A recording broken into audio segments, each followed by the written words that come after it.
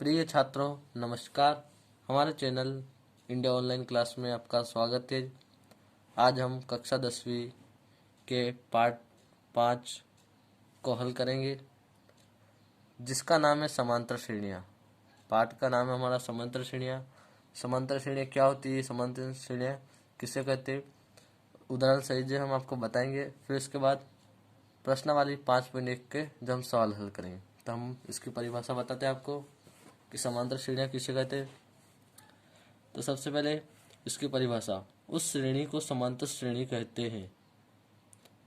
क्या उस श्रेणी को समांतर श्रेणी कहते हैं जिसके क्रमांगत पदों में एक नियत अंतर हो, यानी उसके क्रमानुसार जो पद लिखे गए उसमें नियत यानी बराबर अंतर हो उनके बीच।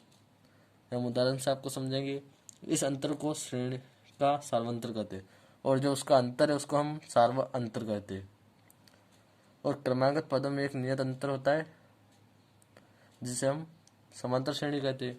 तो उदाहरण के लिए 2, 4, 6, 8, 10 जो कि हमारा 20 तक होता है।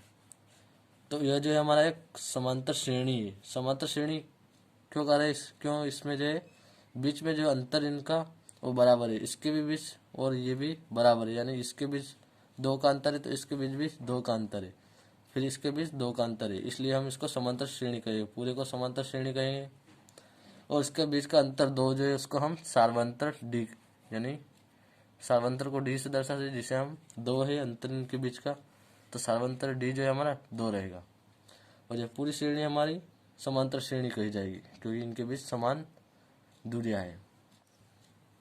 तो दोस्तों अब हम इसका दूसरा सवाल हल करेंगे। पहला सवाल हल नहीं करेंगे क्योंकि जो है हर बार परीक्षा में नहीं आता है।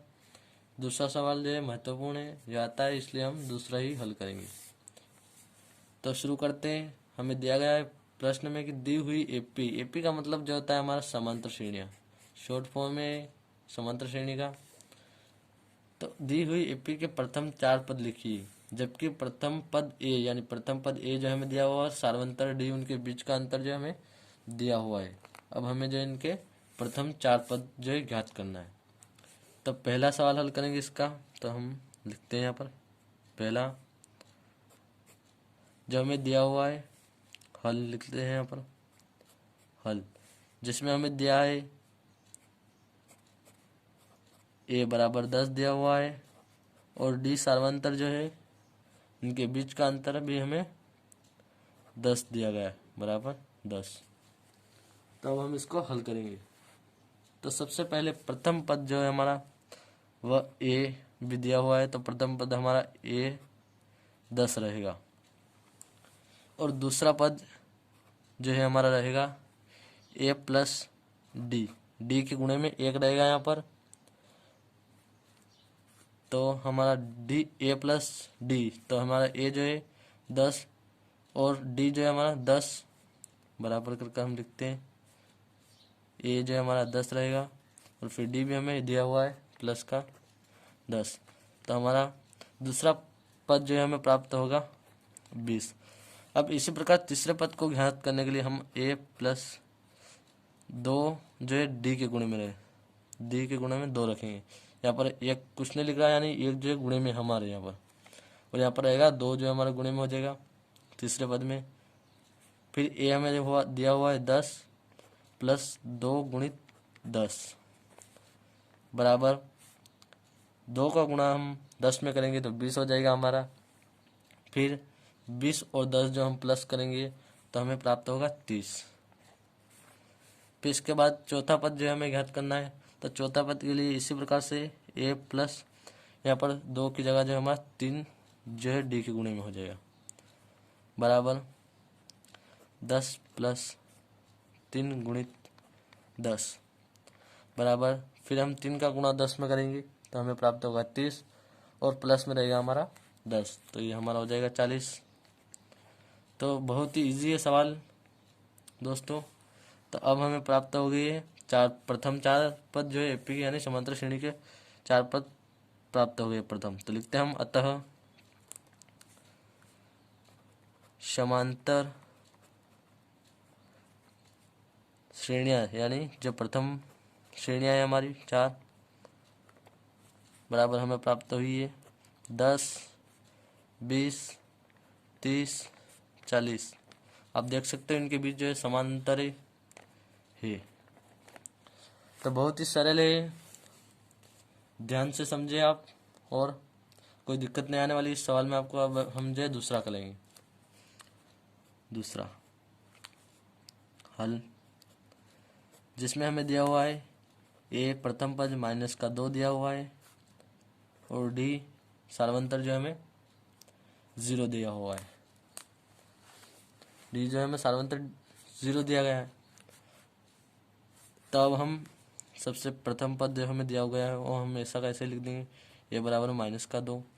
फिर इसी प्रकार से इस सवाल में जिस प्रकार हमने हल किया था आगे, ए प्लस डी जो कि इसके गुणे में 1 है।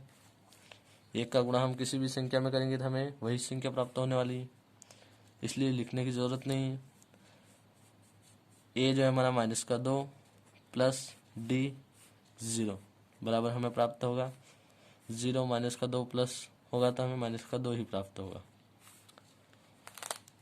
फिर इसके बाद जो है इसी प्रकार तीसरा जो हम पद निकालेंगे तो ए प्लस 2 गुणित डी सार्वंतर जो है 2 के गुणे में करेंगे, जो कि हमने पहले सवाल में किया था, बराबर -2 प्लस 2 गुणित 0 बराबर। तो हम 2 का गुणा जो है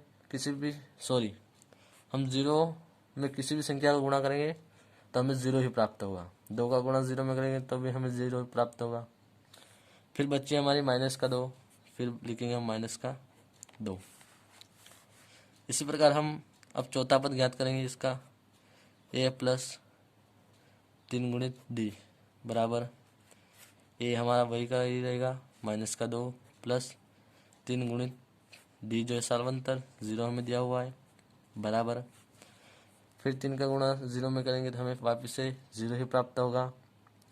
फिर बचेगा हमारा माइनस का 2, तो माइनस का 2 तो हम यहाँ पर लिखेंगे हमें समांतर श्रेणियाँ प्राप्त हुई है -2 सभी जो है हमें -2 ही प्राप्त हुई, क्योंकि इनका सार्वंतर डी जो है इनके बीच का अंतर 0 दिया हुआ था, तो इनके बीच में कोई अंतर ही नहीं, सेम जो है हमारे पद आए हैं।